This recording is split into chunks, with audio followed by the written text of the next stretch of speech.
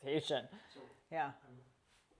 can I get just a sync clap for myself? Oh. That was better than the last one. Yeah. The first time I did it was a pathetic clap. I mean, I was like, no, it was awful. Alex, what's your last name? Birks. Alex Birks. Yeah. Okay, easy enough. And then what would you like? Yes, I know you're the CEO of Suji, but I don't want to lead right into that, like with product, you know? Yeah, sure. I want to kind of say, I want to lead with, we're talking about muscle, keeping your muscle performance, injury, pain, right? I like to say muscle health. Muscle health. I always okay. love muscle health because I think that brackets really well. It covers pain, bone density, tendon strength, muscle health, and neuromuscular system in one term. So I like that one. Okay, muscle health, yeah. So I'm going to say I wanted to bring in an expert on muscle health because of the importance of blah, blah, blah. Yeah. Muscle health tech, if I'm an expert in it. Because I really like to delineate between, I know a lot about like the thesis of muscle health. I'm an engineer by background. I want to be careful that I don't stray into like, oh, I'm a medical expert. Right. Okay. That's if all right. If that works, that would be cool. That works. Yeah? Yeah. Perfect. Okay. Are you ready for me? I'm all over. So this will be your, if you want to look at it. That's my camera. Or this one's fine. Either either. Okay. Well, for the intro, I mean, which one's better? It doesn't matter. And then I'll just be talking. Okay. Welcome to the Thyroid Fixxr podcast. We're recording this in London at Health Optimization Summit. And one of the really important things that you all know we've been talking about forever, as a woman, your muscle. The muscle is the organ of longevity. Thank you. I was going to say, maybe once. Start over, maybe. So if that occurs, should we just pause and you'll edit it, right? Or the first time today it's actually gone, but we've heard it like in the distance. I can get rid of most of that, but yes, thank you. That would have been hard to get rid of. Okay, you want me to start over? Just start at the top. Yeah. Okay. All right. Welcome to the Thyroid Fixxr podcast. We're recording this live from London at Health Optimization Summit. And what we're talking about today, and I'll introduce my guests in a moment, but what I want to talk about today is muscle. We talk all the time of the importance of muscle and how it is your organ of longevity. As we age, and especially ladies, we lose muscle every single day. And we need to do things to keep that beautiful, sexy organ of longevity on us. Guys, after you crest the age of 40, you know, your muscle is declining as well because you're losing testosterone. And all of us, sexes, both sexes, are more prone to injury as we get older. That's just the reality. But there are so many things that we can do, so many different tricks and biohacks that we can be doing right now to preserve that beautiful, sexy, lean muscle. So I brought with me today Alex Birks. He is a muscle tech expert. You're going to learn what that actually means as we discuss today. But Alex, welcome to the Thyroid Fixxr podcast. It's beautiful seeing you here in person in London. And I am so excited about this because we're going to go deep on a bunch of different levels. Our backgrounds are similar in the athletic department. And obviously we both care about people staying healthy, not injured, out of pain, able to work out and maintain their sexy lean muscle. Yeah, absolutely. Thank you for having me. It's great to be here. So I introduced you as a muscle tech expert. Yeah. But what does that actually mean? I want to hear your story about how you got into really learning about the body, keeping muscle, preserving muscle, getting us out of pain, injuries, all of that. Yeah, absolutely. So sort of starts way back early teens. I used to compete at boxing. I boxed for 5 years and was nationally recognized. And I, from a young age, I think understood the importance of what we call muscle health, which combines one's experience with pain, their bone density, tendon strength, muscle strength, as well as their ability to coordinate all of that via their neuromuscular system. Because from an athletic point of view or a performance point of view, athletes have a job to turn up and perform. And so they spend all of this time training and so on and so forth. Where I think that extends, though, way beyond the athletic world and what people at a subconscious level might understand, but don't consciously practice it, is their experience with muscle health will largely dictate their quality of life as they age. Because if you're in pain or you have inadequate bone density, tendon strength, or muscle strength, your body can't mobilize, you can't move. And you alluded to it just a moment ago, as you age, you start fighting that over time. You start breaking muscle down as you age, and that gets more rapid. And I think in some people, it even starts as early as 30, right? Which a lot of people don't understand. Of course, it gets faster as they age. But really, that's when the tide starts to turn. And so I, at 18, stopped competing, went to university and studied robotic engineering. So that's kind of my background in terms of tech. And unfortunately, 2 years into my degree playing sport recreation, I completely snapped my knee. So tibia, ACL, meniscus, all at once. Pretty miserable. Yeah. I had 2 operations to fix it, and then I went into rehabilitation. And we're sitting here in London, we have National Health, and so I was fortunate that I had fantastic surgery. It was free, it was amazing. But what I was really disenfranchised with was the post-operative approach and care, which was do nothing for 16 to 18 weeks. And with a background in sport, we often watch these athletes on the TV return from pretty catastrophic injuries in record time. And quite often people are wondering what they're using, what they're doing. So my insight to this, now that we service close to 40% of all American sports teams, as well as some European and UK teams, is that actually what these training rooms, these athletic staff, these healthcare professionals who work in elite sport, what these athletes understand is that when they're injured, even post-operatively, one of the primary things they have to do is maintain their muscular health. So prevent the degradation of muscle strength, tendon strength, bone density, and even at prolonged periods of time, you can start losing your ability to coordinate your musculature as well. And so what they'll do, and what I ended up doing, was only days after my operation was loading my body in a way that didn't compromise my injury, but maintained as much of the muscular health as possible and quickly worked back towards it. And what this resulted in was taking my brace off after 6.5 weeks instead of a full 16 to 18 weeks. It meant I was running after 6 months of rehab instead of the original 1.5 years.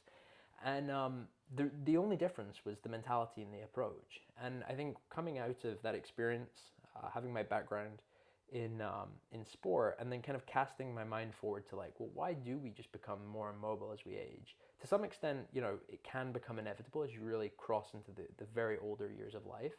But it really kind of dawned on me that people just aren't consciously paying attention to their muscle health, particularly as they age. There's an aversion, and this is changing, thankfully, to strength training, because people always think about strength training, they think about Arnold Schwarzenegger and becoming huge and ripped, which is not what it is. Right. And I think there's also a rhetoric change where, I grew up and was introduced to strength training probably about 14 as I was competing. And I remember my mom said to me at one point, she's like, "Oh, that could stunt your growth, I think."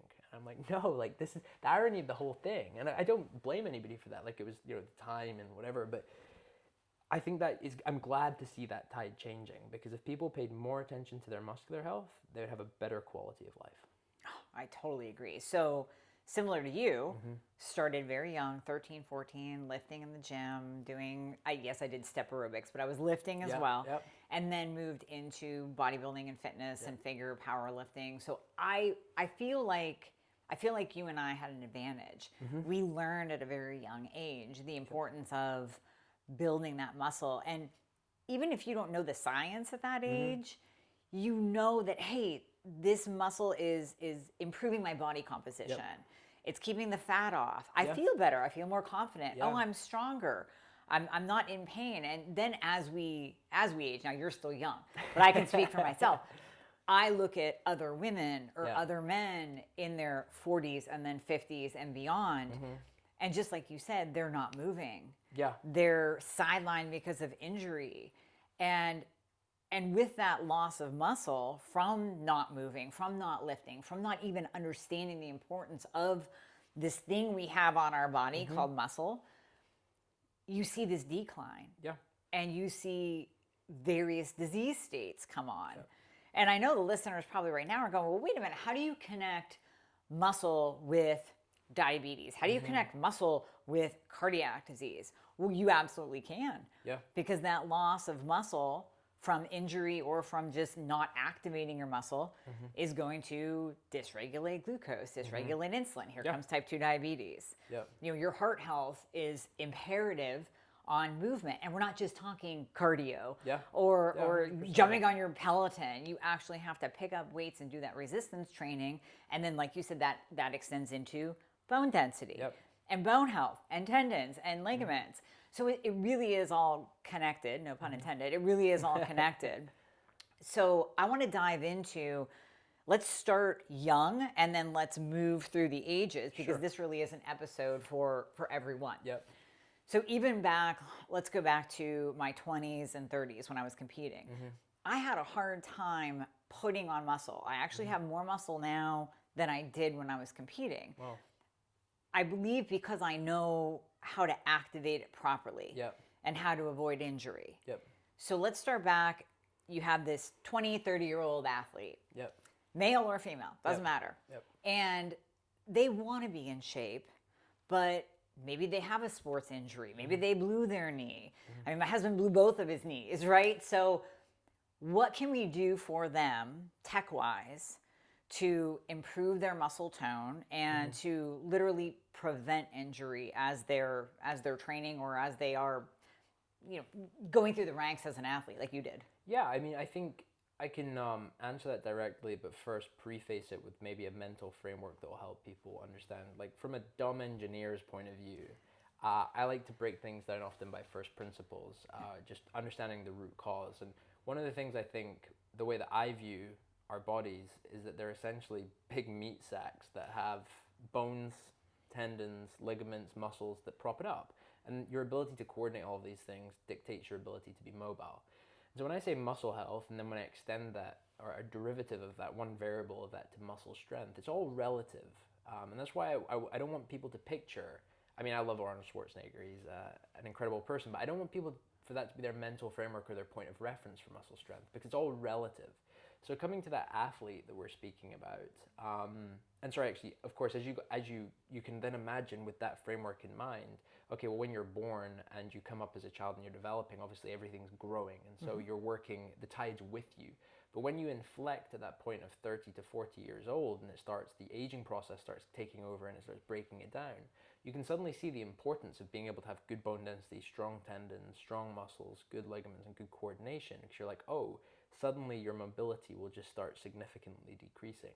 And I'd encourage people to even cast their mind forward to an older person that they know who's tripped, broke their knee, broke their hip, and suddenly become bedbound, and they have a whole bunch of other health complications that follow in the years after, because and largely because they're hereditary and mobile. And so coming into the athlete example, an athlete's experience of muscle health is very important, because they've got to show up and compete on a sports field, courts, in front of an audience, whatever it might be. And so I think when a lot of people cast their mind there, they're like, of course athletes need it because it's for their job. It's like, yeah, but it's also for the 44-year-old male, female who's a busy professional who plays pickleball, tennis, golf, goes for a run, goes for a walk. Your muscle health relative to your activities of daily living and your lifestyle is just as important as an elite athlete, and that extends to the 80-year-old grandparent who just wants to walk their dog and play with their grandkids. Right. If you don't have adequate muscle health and your ability to coordinate all of it, or you're in pain, you can't get up and down off of the floor by yourself. If you stumble and you don't have any type 2, or if you have poorly trained fast twitch muscle fibers, you won't catch yourself, and you will fall, and you will break. And so it really comes, muscle health is really all about durability and your ability to stay mobile. And of course, you can then obviously see how that extends your kind of health span. I truly believe muscle health is like the forgotten vital health indicator that's right up there with sleep and nutrition, if not just below, because it's foundational if you want to be active and mobile and even just live independently. Well, and this is the message that I want to get across too, because you nailed it.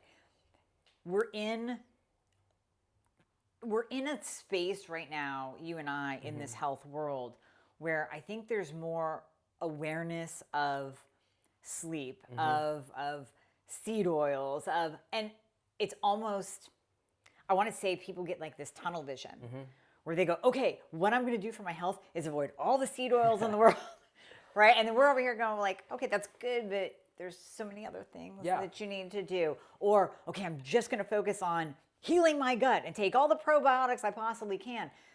And they're missing the really vital pieces. And just like you said, I love how you said that I agree with you. I would put muscle at the top. Yeah. I would put it at the top, because as we're going to uncover today for the listeners, it ties into hormones. It ties into thyroid. It ties into perimenopause and menopause and andropause for the guys. So it's not just about aesthetics. Yeah. It's not just about performance. Yeah. It's about so much more that I just want to 100%. like pull the layers apart And that's and why I uncover. like the term muscle health, because health is all encompassing, right? People where, again, muscle strength, and I love muscle strength, but too many people associate this with being a jacked Adonis. Yes. And that's not what it's about. Muscle health is purely about enabling you to go and live whatever activities of daily living you have, whether you're an athlete, a middle-aged person, or a grandparent. It doesn't matter. It's all relevant to you.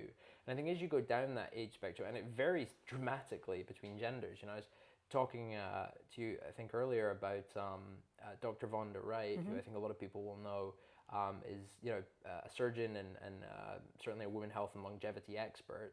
And Vonda, a couple of years ago, was telling me about the impact of peri and post-menopause on muscle health. And I remember reading a little bit about this afterwards. It's something I was never really attuned to before. I'd obviously heard of the terms. And I remember just sitting there and being like, thank God I'm not a woman.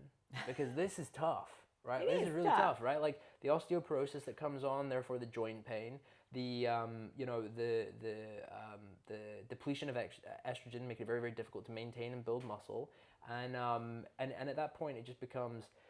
and then she educated me on the whole hormonal situation going on that makes it very, very difficult to kind of just live the activities of daily living that were going on before. And I'm like, with all of this going into the mix, I'm like, man, you guys have it tough. Yeah, we do. Thanks for acknowledging that at least. Yeah, absolutely. Yeah, but no, I mean, guys also lose testosterone. Yep. And I mean, look, all we have to do, I mean, you and I talked about obesity and food and everything before we went on air. And really, you can go to any country. We could walk outside and look at the streets of London, or we can fly back to the US and go to Iowa, and you're going to see obese people everywhere.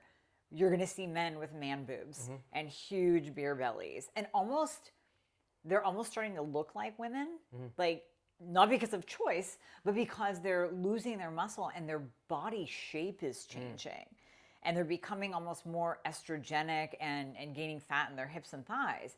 So it's affecting men too, as we age. Now, would you say, do you think it's more because of the lack of education that maybe males and females are saying, I don't want to look like Arnold Schwarzenegger. I'm not going to lift heavy. I'm not going to activate my muscles because I don't want to bulk up. Yeah. And they just avoid the gym. They jump on their Peloton, like I said in the beginning, and that's all they do is cardio. Or or is it pain? Or is it injury? What's the sticking point?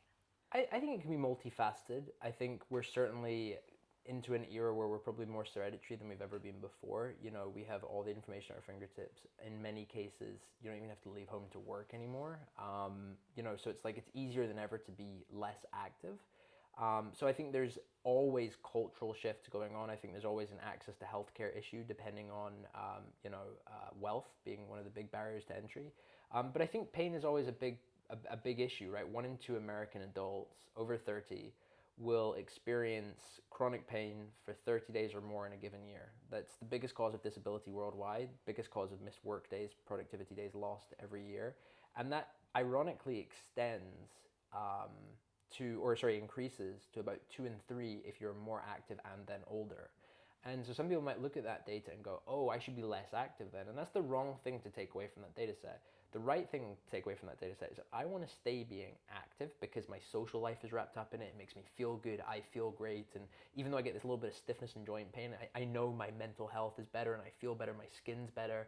Well, what I'd encourage those people to do is go and say, oh, maybe I shouldn't be less active. Maybe I should make sure I'm doing sufficient things to maintain my muscular health, because what's probably happening is your activity level is staying idle, but the aging process might be degrading your bone density, your tendon strength, your muscle strength, and muscle strength is the primary modifiable risk factor associated with MSK pain, musculoskeletal pain, which a lot of people don't realize. So I'd encourage people, like if you're playing a racket sport, if you're playing golf, if you just like to walk, if you like to run, cycle, whatever, as you age, you need to find solutions. And this is where I think tech has a role. I don't think tech should be all-encompassing and take over. I think it has a role in supporting us achieve what we want to do. And so that's kind of where, at Suji, we produce a wearable device for targeted compression training, or scientifically known as blood flow restriction training, that helps rapidly build muscle without stress on the joints. And so it can offer significant relief from joint pain, joint stress, whilst building your muscle health to enable you to do the things that you love. And that's where I'd always encourage people to start from, that pinpoint. It's like, okay, I'm a semi-active, middle-aged person who, has a 9-to-5 job. I have a couple kids, and I want to, on the weekends, hang out and play with my kids. I want to play pickleball or padel 3 times a week, and I don't want to deal with joint pain or stiffness getting in the way of all of that. I'd encourage you to say, okay, well, if you are dealing with joint pain or stiffness, how can you find convenient ways to build your quadriceps, your hamstrings, your glutes, to facilitate your activities of daily living? Right. Because I think people can get lost in that. It's not about replacing what you want to do with 4 hours of strength training every week, necessarily. For some people, that is the answer.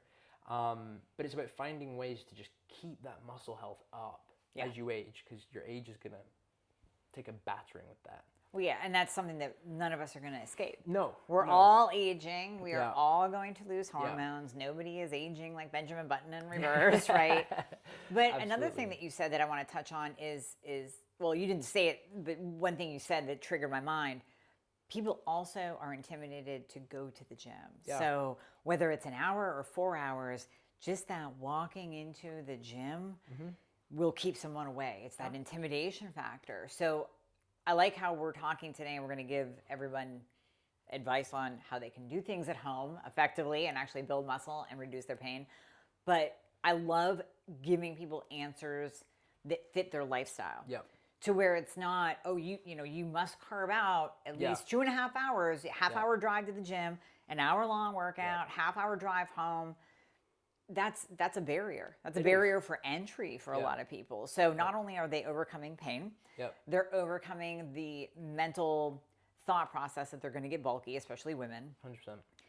And now there's the schedule and the gym and the intimidation.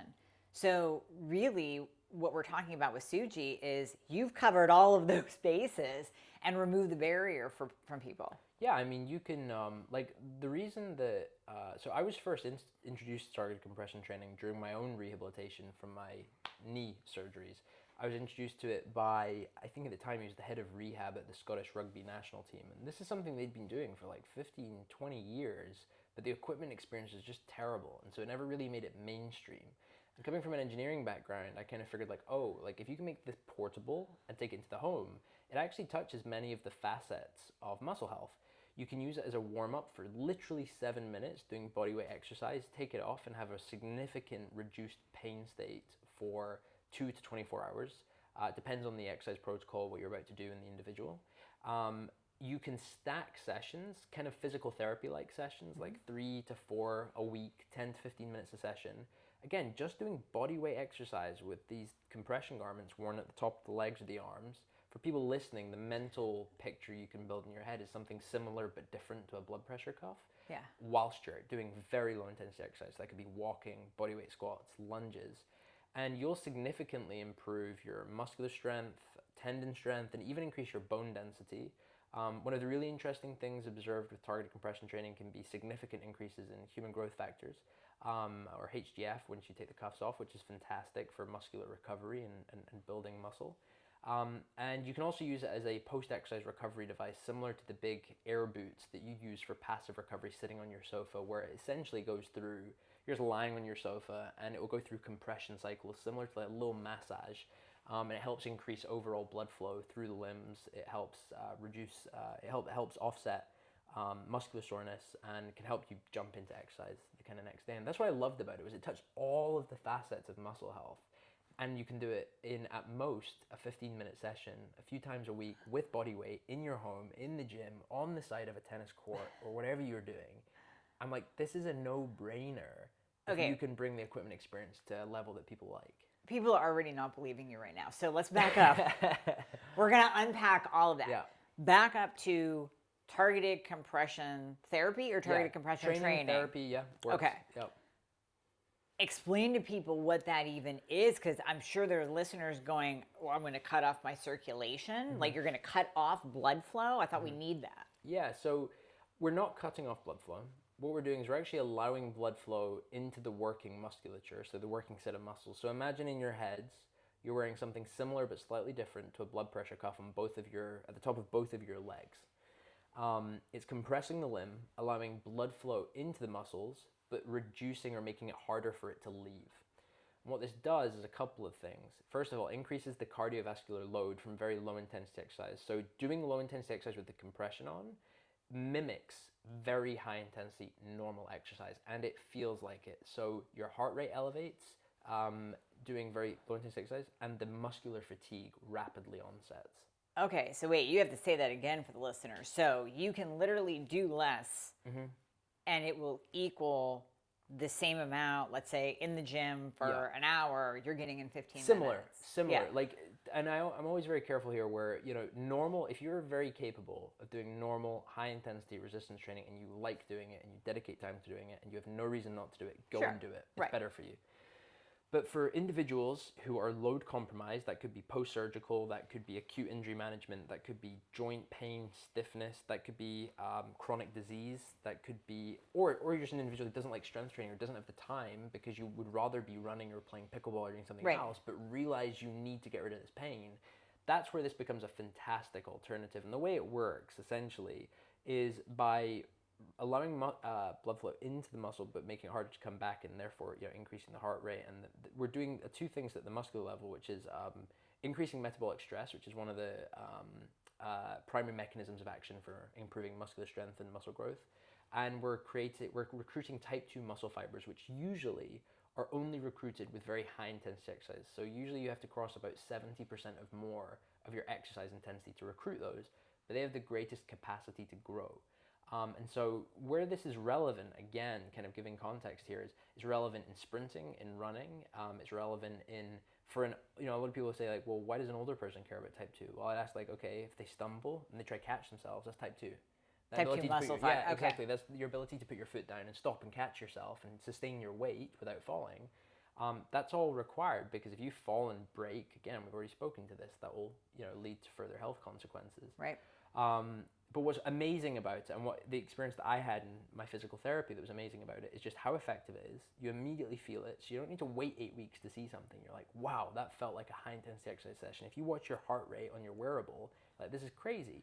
But one of the things that the Suji's tech does, which is only a few solutions in the market even do, is we regulate the level of compression based on your blood pressure data. So you can't overcompress, and it allows you to standardize the intensity session by dialing in, like, I want a low intensity, I want a medium intensity, I want a high intensity.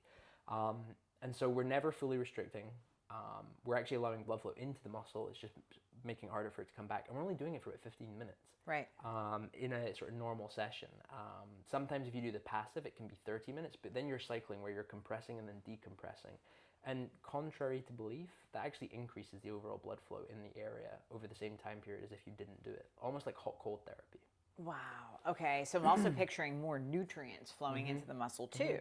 So more building blocks for our, let's say, our more advanced people that are working out. Like I'll use Suji during a workout to improve my overall outcome. I want to continue to build muscle. It's not even about just maintaining, it's also building 100%. For the aesthetic look.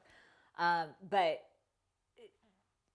where am I going with this? So, wait, I lost my train of thought. What did I just say? We were talking just about the ability to use it for both as a recovery after exercise, but also to build muscle. And something I'll build on top of. You spoke to the efficiency use case as well, which there's actually some work going on at the University of Central Florida right now where we loan equipment. We don't fund any of the research. We helped fund one study, but we largely just loan equipment, and they do their research with it because it helps prove the validity of our tech. They were looking at time to fatigue. And why this is important is they were looking at the stimulus on the muscle, so muscular fatigue induced with targeted compression training versus normal resistance training. And there's still some more work to be done here, but the preliminary findings were that they could map a 1 to 3 minute efficiency ratio. So 1 minute of targeted compression training, or 15 minutes was their protocol, could fatigue the muscle similarly to 45 minutes of normal resistance training. And so again, like, for people who are looking to be time efficient, who are, looking to build muscle health to service some other aspect of their life because strength training isn't their primary goal or their desire or something they love, this can become a very efficient and convenient way to make sure their muscle health is increasing to support whatever they're doing. Yeah, the convenience factor is huge, 100%. I think, for so many people. Oh, I was saying about the nutrients going in, right? So I'm using it because I want to build muscle. But let's say you had an injury. Same thing. You want those nutrients to flow into the muscle structure, 100%. into the muscle fibers, so that your body can literally build and repair. Now we're going to go deeper on the human growth hormone, the growth hormone increase aspect as we move along. But just staying with the efficiency, staying with that increased blood flow, staying with the benefits of using it, whether you're a beginner or an advanced trainee. I mean, it blows my mind that something so simple can produce such tremendous results.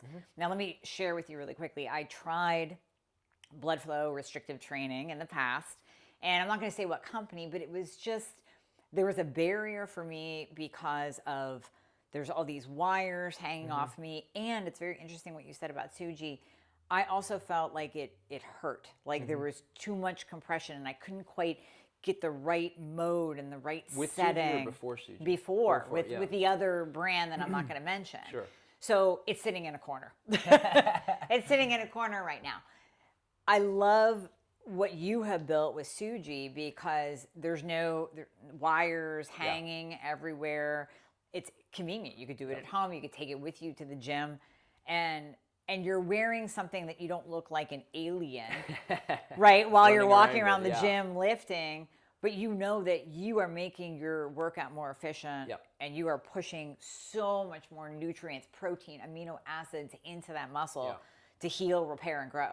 Yeah, I mean, I think this is like where, to some extent, we have, like, my kind of background's in robotic engineering and tech, and like I have a passion for consumer wellness and muscle health and experience going through it. And I think this is something that I feel really passionate about. And we're still improving at this, but like one of the things I often think people forget when they are looking at new products or new to the world products coming into the market is they forget the human element of why, not only why somebody should adopt this, but the practicalities of bringing it into their lifestyle. So it'd be very easy for me to go broad strokes, right? Well, 1 in 2 American adults suffer from joint pain, therefore 1 in 2 American adults should just buy Suji. It's like, sure, it's a very logical argument to make, but we're not logical beings. We look bottom up, and actually if you think, the most likely candidate at this point in time is somebody who is active in some regard, active being relative to their lifestyle, who has joint pain or stiffness and is looking for a solution to be able to get rid of it so they can stay active, because it requires some level of buy-in, which is important. And that's the same in a post-surgical case where somebody's actively looking for a solution. One of the things I've spent a lot of time working on Suji with is, first of all, we're an FDA registered product. That is important because we want to make sure that we have a high standard of design, engineering, compliance. And it's the relative comfort level of Suji compared to some of the other solutions on the market is one of the reasons that we've been told we supply close to 40% of all American sports teams across major pro D1, 2, and 3 schools. One of the reasons for that is not only the simplicity of setup and use, but it's also the relative comfort level. And that comes down to 2 things.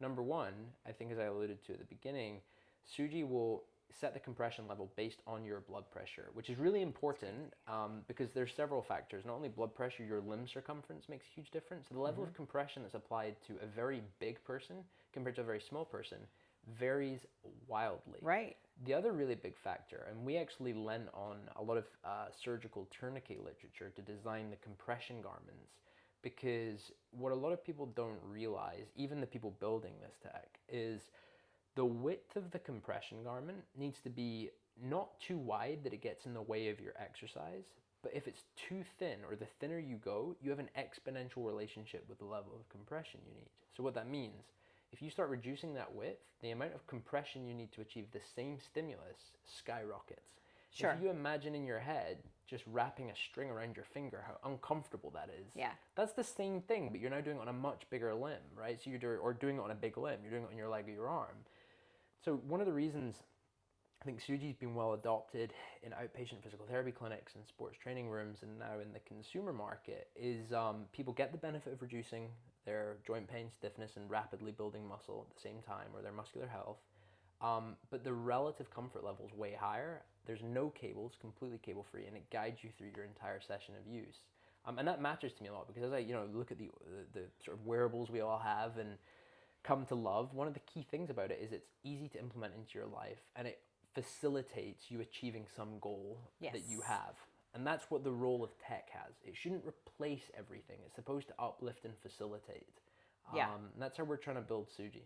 I love that. No, you nailed that. So did you create Suji based on my barriers as well? Have you tried other compression type devices and said, listen, there's all these wires and it's too tight and people aren't going to use it? You have to use something in order to get the results of it. Yeah, I mean, the first thing I used was a big solution that I had to wheel around the gym on like an IV pole and had cables coming off it. And I was like, this is really effective, but this is dumb and annoying. Yeah. And then I wanted something that I could take home with me so that I could use it more often, particularly when I was in my rehab, because it's so important for frequency and compliance to improve your outcomes, right?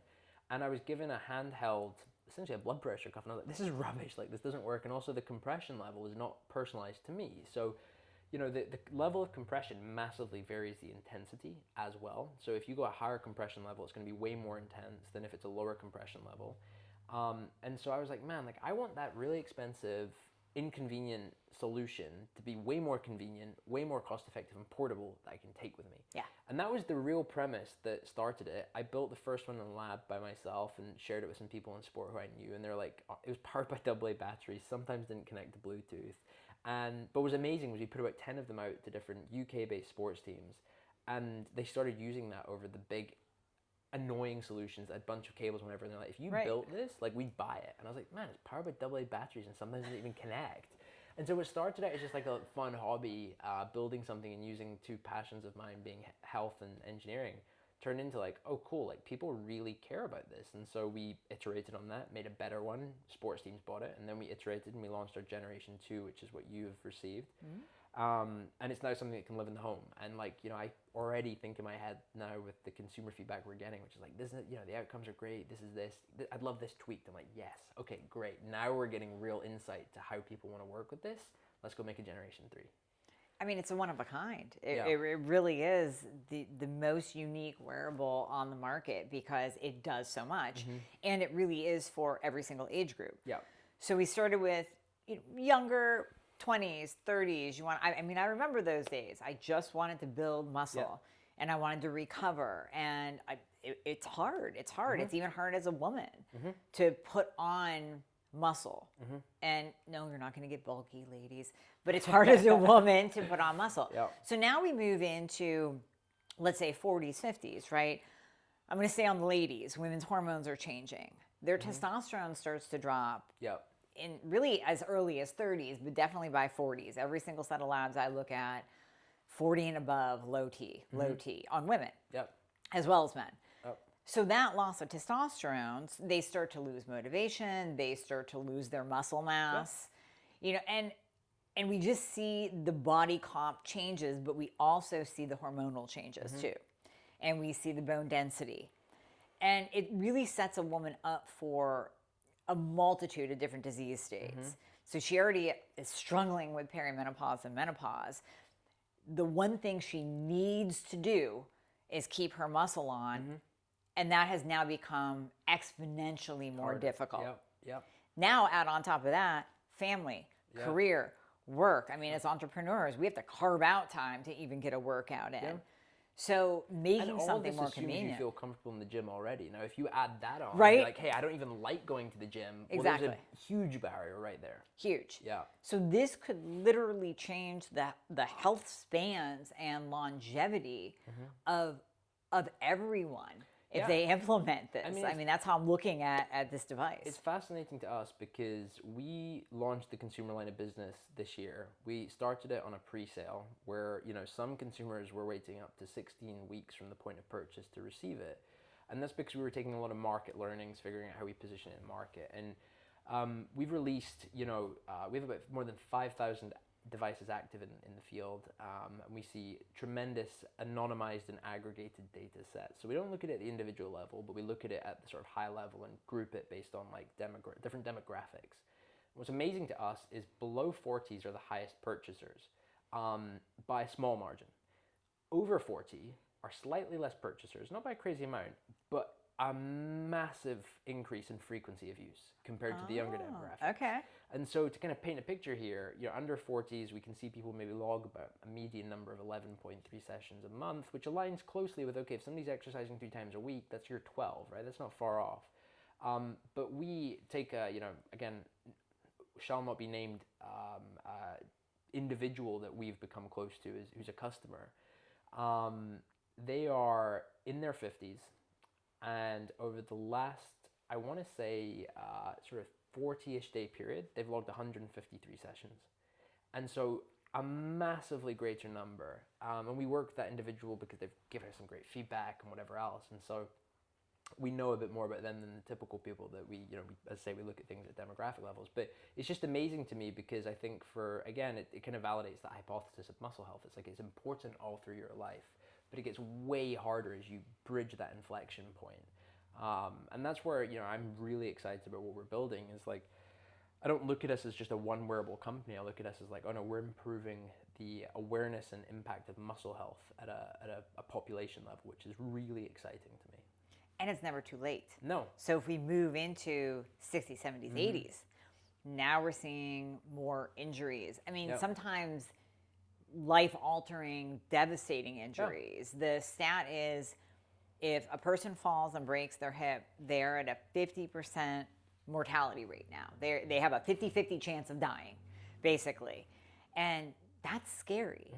So you're at a greater risk of breaking your hip if you don't have the muscle surrounding your bones to protect it when you fall. You and I can fall. We're not going to break our hip. Or even when you fall, but also I would say if you have greater muscular strength and better neuromuscular coordination, you may even prevent the fall from happening because when you stumble, you'll catch yourself.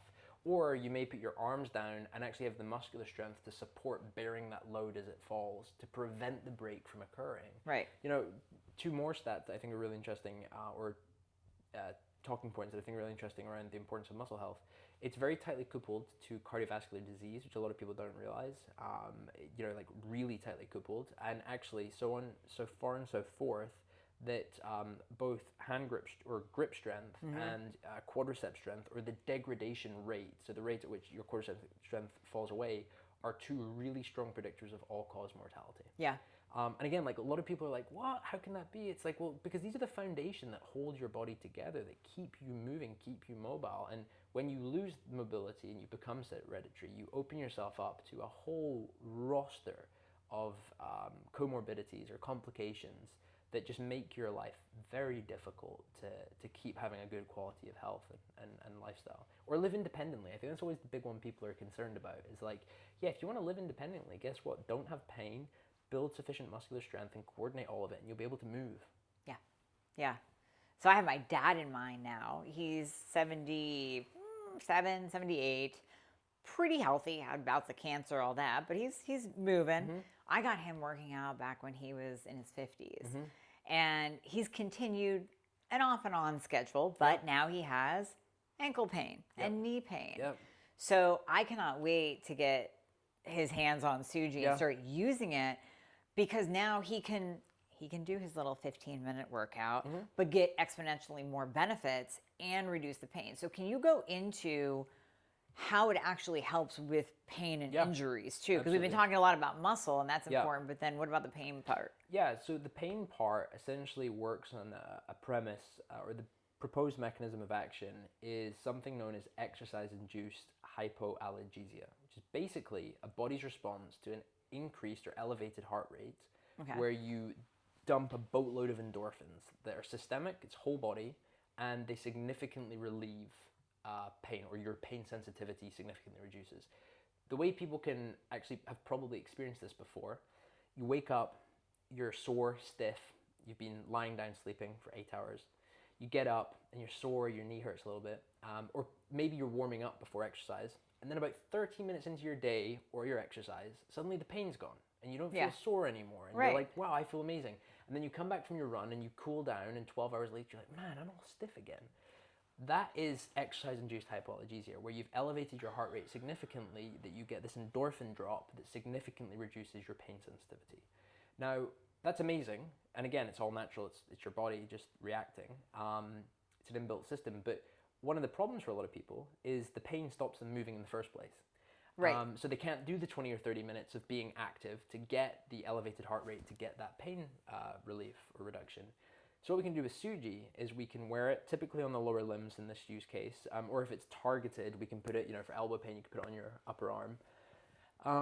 And you will do 7 to 10 minutes of continuous movement whilst it's compressing the limb. Now that movement, real quick, does not have to be picking up a weight. It could Nope. literally be an air squat. For some people, it can be walking. Walking, It could okay. be, one example I use is because of my history of knee injury, before I do weightlift or before I go for a run, I will do 7 minutes on a stair climber. That's it, 7 minutes on a stair climber. And you feel significant fatigue in the quad, the hamstring, and the glute, which is nice because you're like, oh, this is working. But then when I take it off and I rest for 2 minutes, I could immediately go lift. So instead of having to do 20 or 30 minutes of stretching, warming up, mobility, and high intensity exercise, I've now suddenly got a tool where for 7 minutes of just literally stationary bike cycling, or a stair climber, or in some instances going for a walk, or walking lunges or squats, that can be enough to take it off and get 2 to 24 hours of a significantly reduced pain state to go and do the thing that you want to do. The other use case that is more passive and can be used prior to sleep, for example. This is a bit longer, but you can do it lying on the sofa, which is the great thing, where you basically, we call it passive recovery, and it's similar to the big air boots people may be familiar with. But instead of covering the entire leg, we can do the same thing by just covering the top of the limb, and it basically goes through compression cycles. So it'll inflate, compress for 3 minutes, and then deflate and be completely deflated for a minute. And it'll run through these cycles for 10 to 30 minutes. And what's really cool here is it's almost like a little massage where you're mechanically just compressing and decompressing. And contrary to belief, it actually increases, because contrary to belief because you're using compression, it actually increases the average blood flow through the area in the same amount of time of not doing it. And what a lot of people have described is when they stand up and they take it off, it feels like they're walking on clouds. They feel light-footed. Again, their stiffness has kind of gone away. They feel like they're in a reduced pain state. So that's the sort of whole pain stiffness angle. We're just tapping into what your body can already do, but making it more efficient and reducing the exercise dosage to make it more convenient and more accessible. Now, you're not going to build muscle if you're lying on the couch with them on, right? No. That's just more for the PT recovery. What you can do, though, is if you're post-surgical or you're immobile, it can prevent muscle wastage because you trigger growth hormones and you allow a lot of oxygen-rich blood to flush into the musculature. So you can offset, for a period of time, not forever, the rate or the significance of muscle loss to quite a substantial degree. But no, we generally encourage a level of movement if you're trying to build muscle strength. And the way that people can mentally picture this is it's a little bit more like physical therapy style exercises. So quite specific, quite targeted to a desired outcome or use. And it'd be, if you're trying to build muscle strength, it can literally be something as simple as 3 to 4 sessions a week, 10 to 15 minutes. It's body weight, doesn't require a whole lot of equipment. You do it in your home, do it in the gym, wherever you want. Your hotel room. I should hotel have room. brought it with me. I have mine with me, yeah. Brilliant. So when you're traveling, right? When you're traveling, I put it on and just do some air squats and just basic movement. I mean, I could even picture just having it on and just doing like a bicep pump without the weight, and you're still going to activate everything. Yeah, absolutely. Like, it's all body weight. You can use low load if you want to progress the intensity. Sure, yeah. But you don't have to. And that's what's so good about it. It's why it's so convenient. In fact, some of the research we're supporting right now is, targeted compression training, or scientifically known as blood flow restriction training, has been known about for over 60 years, very well researched and understood for more than 20 years, and used in clinical settings or professional sports settings for that same amount of time. It's very well understood for post-operative care, for acute injuries, so like sprained ankle, that sort of care, aging adults, active adults with joint pain or stiffness, and where the research is now being pushed heavily, chronic disease patients. And so we, again, support, just through loan of the equipment, various research institutions, but two of them that I'm happy to kind of call out. One of them is University of Central Florida, who do some amazing work under Professor Ethan Hill at the Muscle Strength Lab there across astronauts, active adults, aging adults, chronic disease patients. And we did some work there that we've actually just written a blog, we were writing a blog that will soon be published on, in using this for patients with MS. And we're doing something here in the UK that is under peer review at the moment. It's yet to be published, where they use Suji as an at-home exercise intervention for COPD patients, because COPD patients typically they can't do normal exercise to get the exercise benefits. So by being able to give them something where you take simply walking up the stairs to simulate or stimulate similar gains or improvements to normal high-intensity exercise, it removes the barriers to achieving the exercise outcomes, which is just awesome. Wow, and you're right. MS. One of my best friends has MS, and I know she used to be in the gym all the time, and now she has to reduce the amount that she's there, and especially when she travels. All she can do is walk on the treadmill when she travels, because she'll get her ass kicked. I mean, one workout and she's off for a couple of days.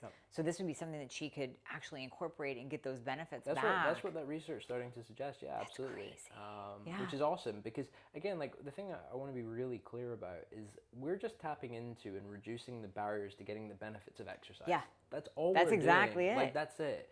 And so if you are somebody who has no contraindication, no reason to not do normal high intensity resistance training, or you are very active and want to pursue this, go and do that. This is an enabler to helping you if you then get joint pain, to helping somebody who's post-operative, to as somebody who has some reason that high-intensity exercise is either not appealing or not an option. Right. And that's what excites me so much about, if I kind of build back on what we're doing at Suji. Suji is there as a company to advance the awareness around the importance of muscle health.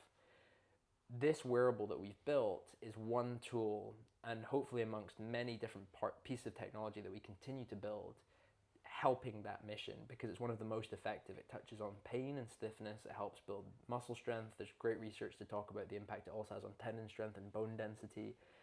It's great for recovery, and it really brings the barriers to getting the benefits of exercise down. It's very efficient, doesn't require a lot of equipment, and doesn't require a heavy load on the body. Yeah.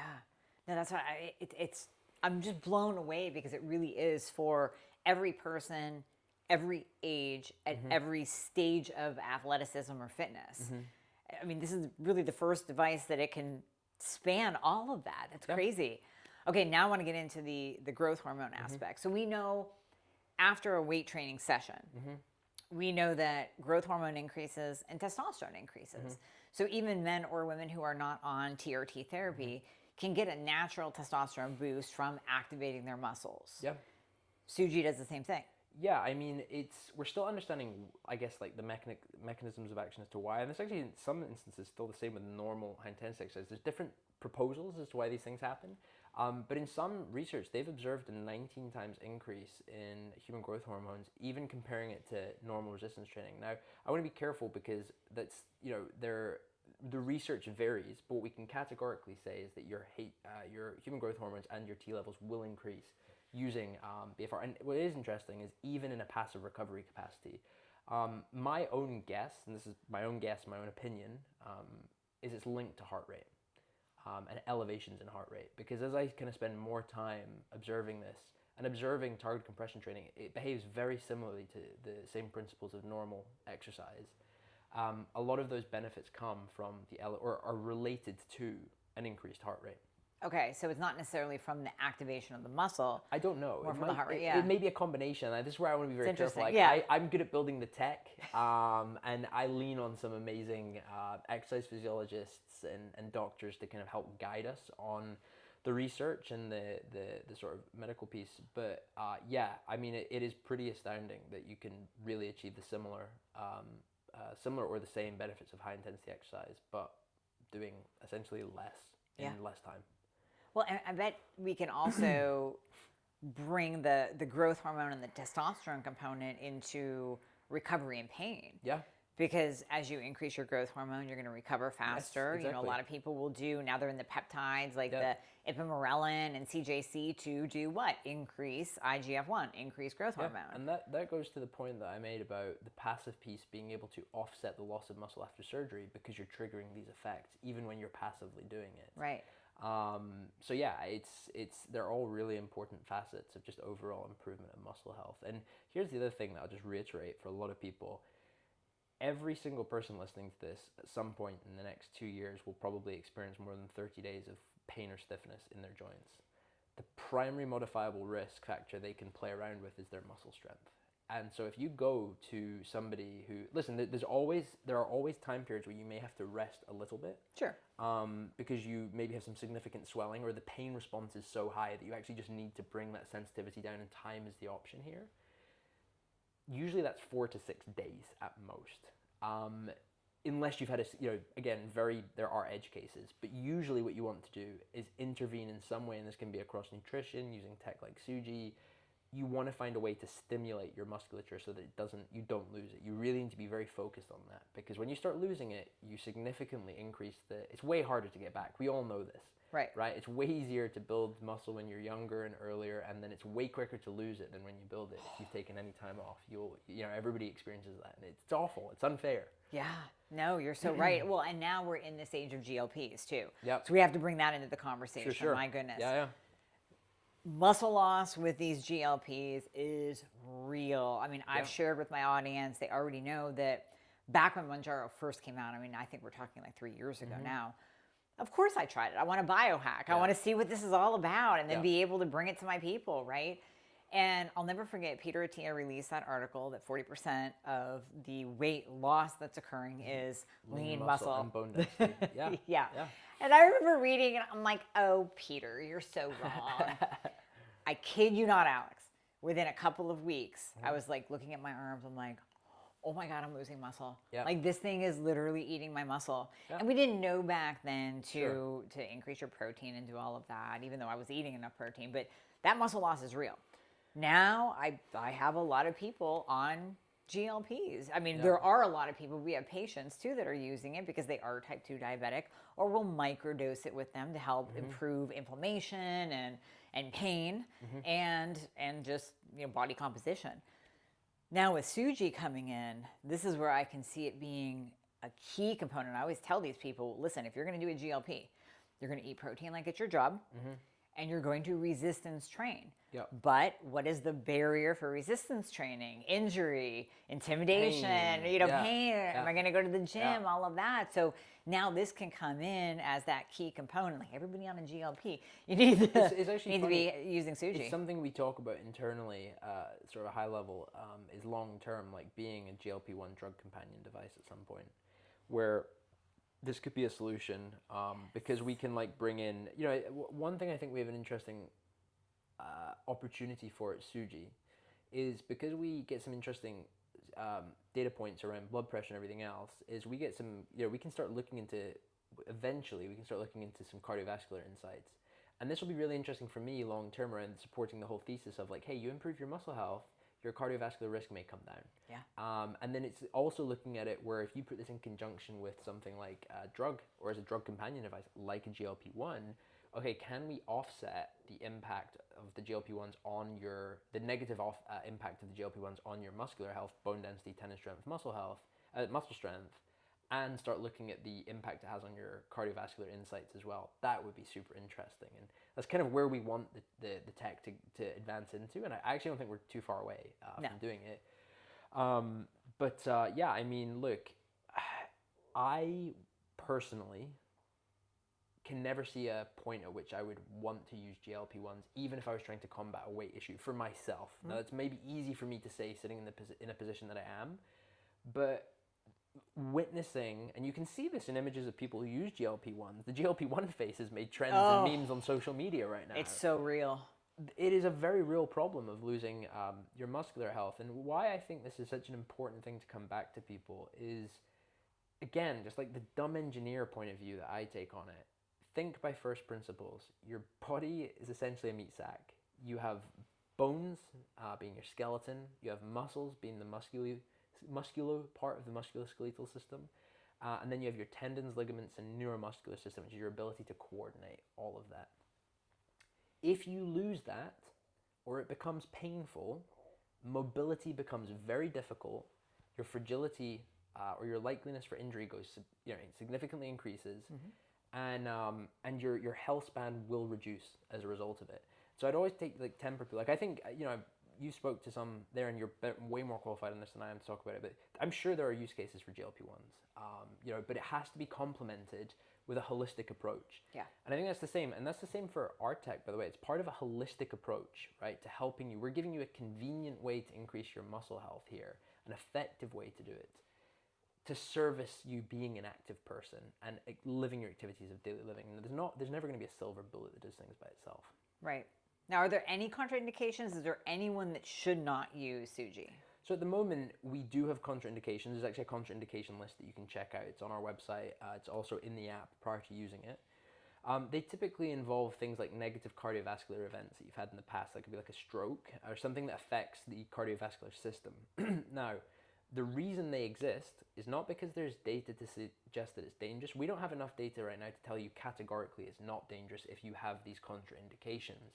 However, there was some work, research paper that came out of St. Mary's actually here in London, either in 2019 or 2021, that concluded from their meta-analysis, their review, that targeted compression training, or scientifically known as blood flow restriction training, is just as safe, if not safer, than normal high-intensity exercise when properly employed. And that goes back to that key part about the level of compression you're setting. You need to use some sort of tech that bases it on your blood pressure, your limb circumference, and it's tailored to you. Yeah. If you just go and pull something tight around your limb, you could be putting yourself at risk. Right, Yeah. right. And that was kind of the really, really old school compression. Yes. We were literally bands that people would just grip it and rip it. Yeah. Yeah, exactly. Yeah. Okay. Yeah. Well, this has been so fascinating, Alex.